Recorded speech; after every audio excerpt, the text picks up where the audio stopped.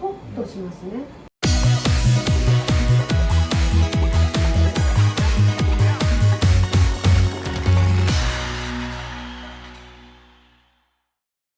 皆さんこんにちは。運びと研究家の床美由紀です。今日で早くも富田修造さんのトーク最終回になりました。寂しい。4回ですね。はい。本当にいろいろ今までありがとうございました。また来てください。はい。いやまだ今から話しますので、はい。今日はですね、ようやくこの時がやってきた。イエイイエイ。七本槍をちょっとご紹介いただきながら、ご紹介中に私がちょっといただくという素晴らしい時間を体験させていただきたいと思います。どうぞよろしくお願いいたします。今日準備させてもらった3本は、ちょっと僕の中でも思い出がある3本ではあるんですけれども、なるほど。こちらは、無農薬のお米を2010年から取り組みさせていただいてるんですが、農薬なくすことで、価値とかね、思いのあるものを作ろうと、なくすけどあるものを作ろうということで、ダイヤと書いてムーっていうシリーズになるんですけれども、2010年から即上だったんですけども、もっと黒いラベルで2020年からやってまして、やっぱ滋賀県は農業排水が全部琵琶湖に入ってしまうっていう土地の形状からしてそういうものになってまして、やっぱりこう本当に優しい農業をやっていけたらなっていうのがあって。うち無農薬以外は全て減農薬なんで、滋賀県すごく減農薬栽培が多いです。こんなにたくさんいただくとちょっと私もベロベロになってしまいますので、こちらのムーは家に帰っていただこうと思います。続きまして、こちらキノワという商品なんですけど、木の巡りとかにキノワって言うんですけども、木桶仕込み、お酒を発酵する大きいタンクですね、いわゆる。で昔はもう全て木桶だったんですけれども、今ホーロータンクができてからどんどんそれが置き換わって、大体昭和の20年代後半から30年代ぐらいですね、うちにおいては、ホーローにこっそり置き換わって、古い木桶は少し眠ってはいたんですけれども、せっかくなんで昔ながらの木桶っていうのを復活させたいなっていうところで、帰ってきたすぐの頃にエドワーズさんっていう唯一の木桶職人に残っている最後の人と言われる職人さんに相談して、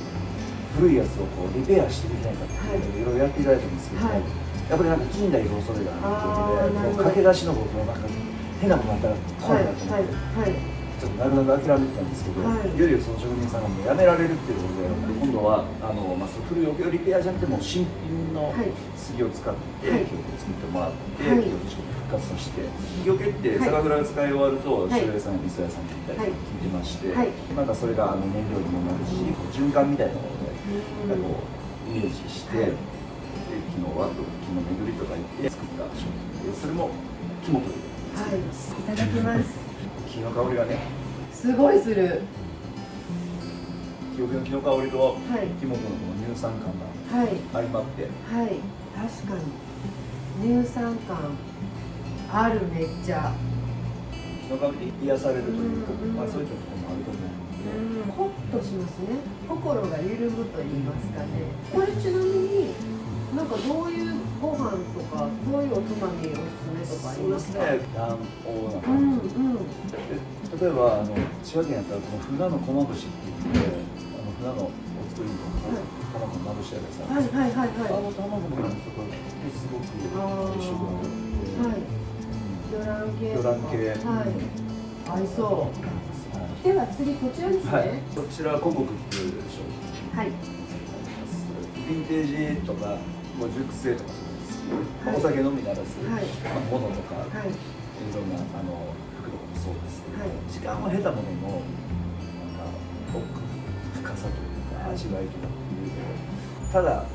飲む味を楽しむんじゃなくて、そのやっぱ時間を経てるっていう考え方というか、状況ごと楽しむみたいな楽しみがやっぱお酒作り、お酒の飲み方にあっていいなと。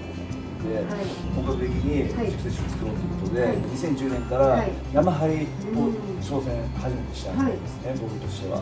で、木本系の中でもこの生灰作りっていうその天然の乳酸菌であることと、その年のお米であること、その年にそこにであと酵母も無添加で、その年のものをこうと詰め込んだヴィンテージっていうことで、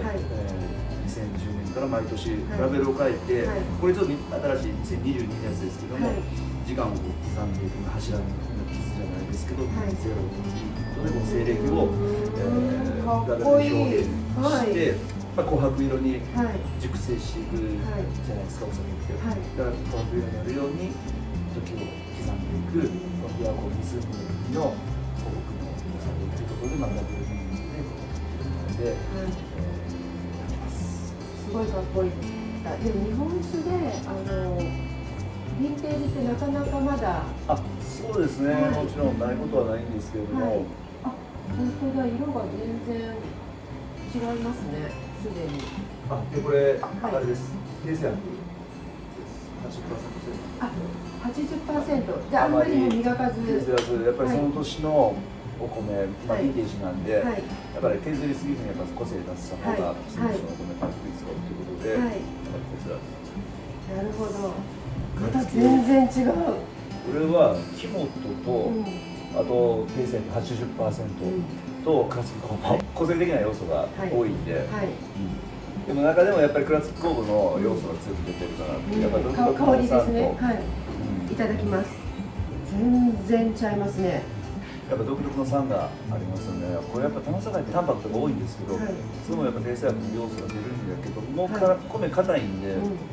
後切れが結構いいんですよ。これ何年ぐらい残さはるんですか？30年、40年出したお酒をリリースできたらなと思って、2010年からちょっとずつ時間をね、楽しむっていうのをね、やっぱ日本酒にどんどん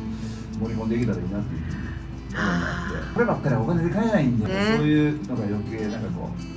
グッときます。僕が死んだ後もこれが残って、なんか言うとったなみたいな感じで。もうほんまに40年、50年これに飲まれるとかもなんか、面白いかなと思って、この味わいってなかなか日本酒の中では珍しいというか、